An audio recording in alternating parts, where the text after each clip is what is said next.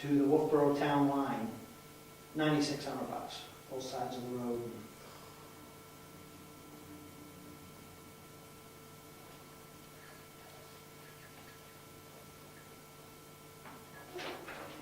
And then another one that I did get a price on together is the, which took me a while to find it, but the recycled asphalt. Most of the asphalt places are no longer selling it, they're using it and literally recycling it back into the asphalt. But I did find some, and to coat that hill all the way up to the telephone pole just over the crest, $4,500. That includes the asphalt and the time and labor? That's complete. Okay. It's to buy it, have it trucked in, spread out, put down. You know, What's the difference between that ground asphalt and just regular road gravel? It'll stick and pack. No, I meant price-wise. It's about the same. It might actually be a little bit cheaper. And this will To stick see- and pack a little better than the road Yes, gravel? it'll pack right in good. And we shouldn't have the washout. Well, I can't guarantee. I understand that, but Yeah, we get them hopefully, once. the thought process is Yeah. that we won't have as severe washouts as we have had with the gravel. Right. Are there any big logging trucks or anything going up there at this time? Not at this time, but there is, up on the dick, way up in there are large lots, and They get logged. I won't say every year, but every other year, somebody's up there logging. But this, and again, this isn't all the way to the top to Capristo's house. This is the steep part where we have, because we do We have have the washouts problem. other places, but they're generally not that bad. It doesn't, when it washes out, it just pushes the material to the side. That hill, when it washes, it takes all the material down. So what do they just dump it on the road and who, or do they put a, Well, they'll stockpile it at the bottom of the hill for us, and then we'll take it and spread it as we need it. and do you roll it or does it just get I spread? would just track it in with the equipment, trying to keep the cost down. I mean, I can rent a roller and compact it in, but I think if we do it with the right moisture content, and then we add our binding agent to it while it's loose, and then we track it in, it's gonna stay pretty good. Should be an improvement over what we've had, because Yeah. the rain just has been tearing us up up there. Yeah. Okay, why don't we just go through all of your projects, and then Selectmen will go back over and discuss them. That's okay. All of the ones, even the ones you've approved? No, if you've already approved them. Well, Yeah. no, if you are, okay. So I have one more thing, I haven't totally got price on, because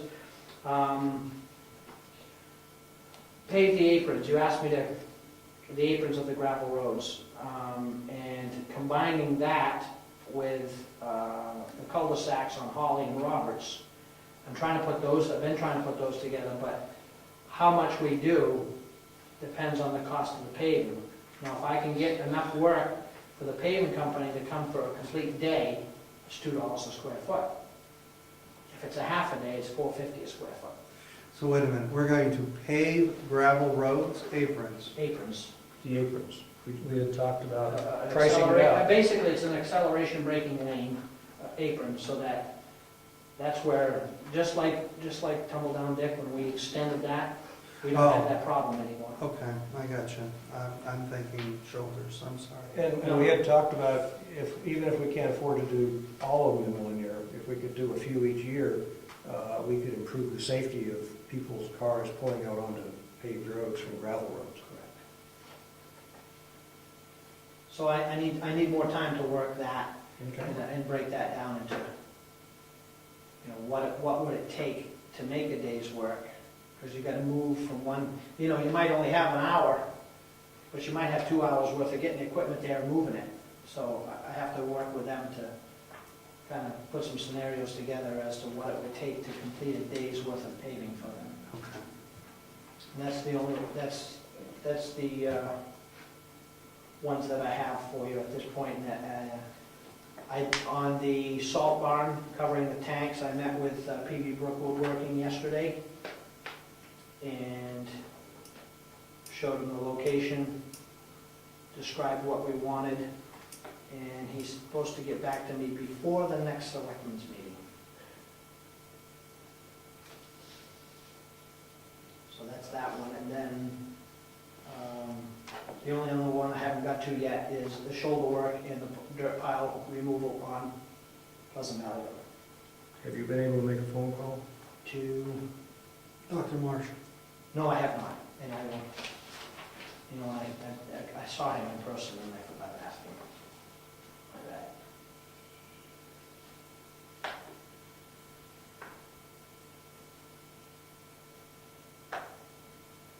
Now, the first three that you mentioned with monies, Mm-hmm.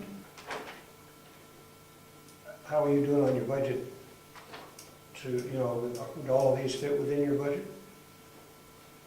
I believe so. I haven't looked at it. I've been busy working. With saving a little room in there for that salt barn, protection for those tanks?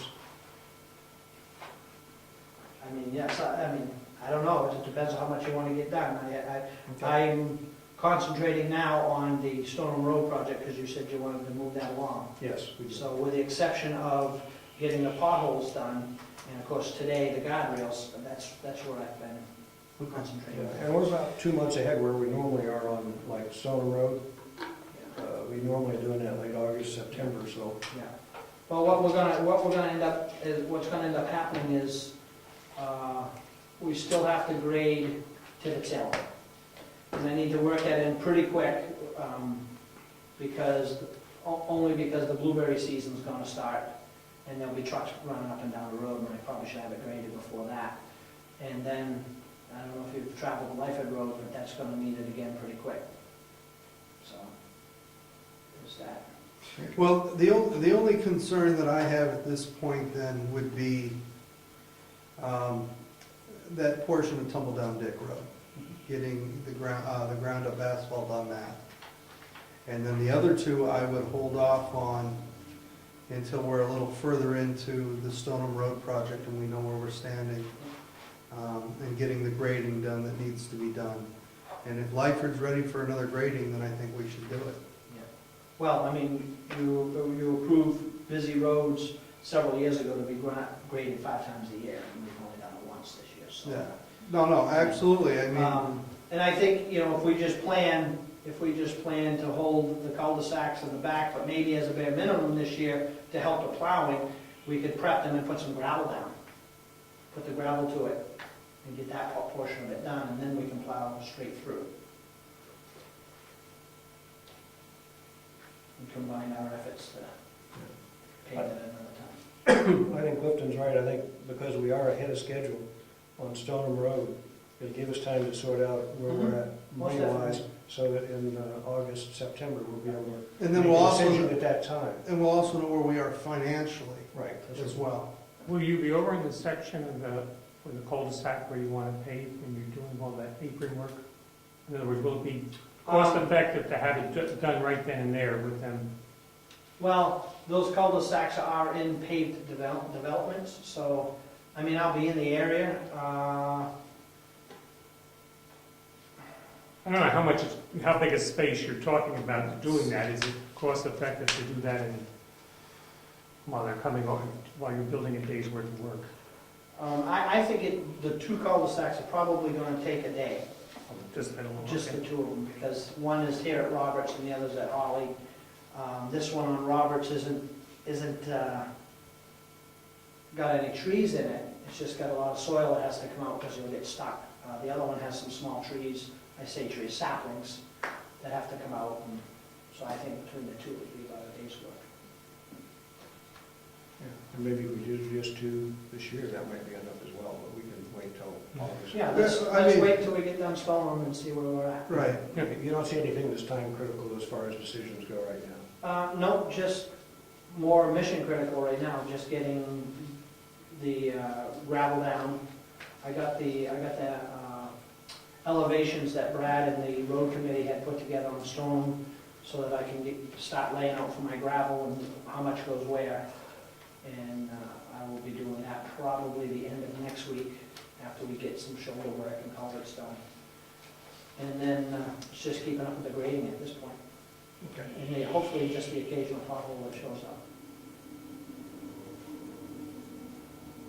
Just leave it as is for now, and, Yeah, like I said, the only one that I'm concerned with is that hill on Tumble Down Dick that needs to get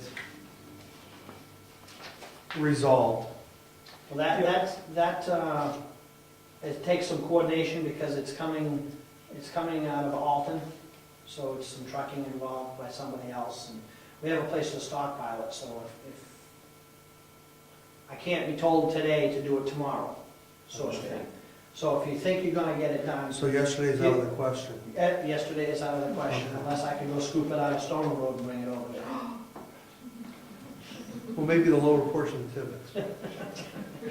I'm also very anxious to see how this works out, because we've spent a lot of money on these roads, we spent a lot of money on Tibbetts Hill, which is another hill. And if this product holds up as well as we hope it will, then Maybe we can utilize it more in different locations. Sure. That's what we used for base on the Pleasant Valley Road. That's what we used to shim up Pleasant Valley Right, Road. was I that- remember grading it, go up, grade it, let it pack, because at that, we were letting the traveling take it, pack it in, and going back up to grade it again, and it packs very hard.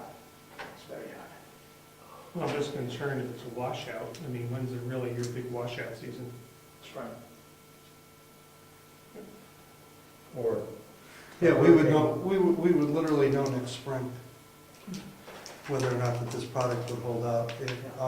And if it holds out on Tumble Down Dick, It'll be Because- a product. yeah, because that's a pretty steep incline, so if it holds there, then it'll pretty much hold in the rest of the roads in town.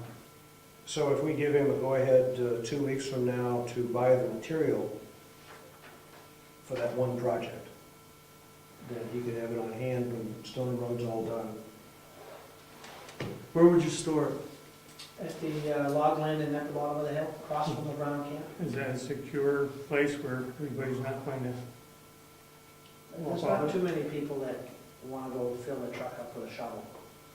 And I don't know many people that have a backhoe around, that are gonna travel across or around town to go get a scoop of stuff. I mean, there's enough traffic on that road that I think somebody would let me know if they were. We can wait. Well, no, that's all right. I mean, if we need to get the material in now, let's get it in now. And then, as we can, or I just thought having. how much leeway do you need to order this stuff to get it delivered over Well, here? the company their power was getting down, they were gonna make some, well, they had enough on hand at the time I talked to them last week. I don't know how much other people are beginning to use the product, and they have raw material there to make. It's just, So what we should do then is get it ordered, get it delivered as soon as possible, and then get to it as quickly as we can after you've finished your other project. Sound good? and then the last item, you had asked me to make a list of equipment to be put out to bid. Yep.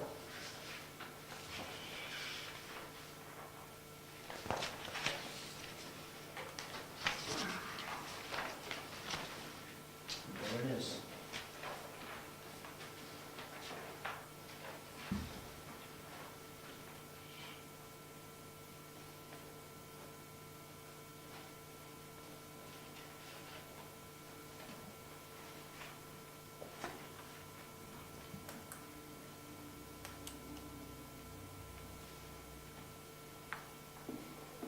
How much wood's left in that shed?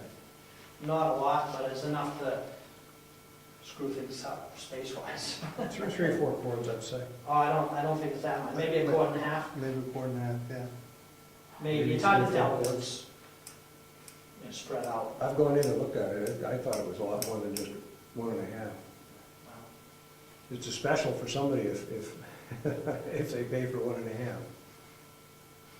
We can stack it up. Part of the problem is it isn't neatly stacked, it's just all cattywampus, and it is difficult to tell.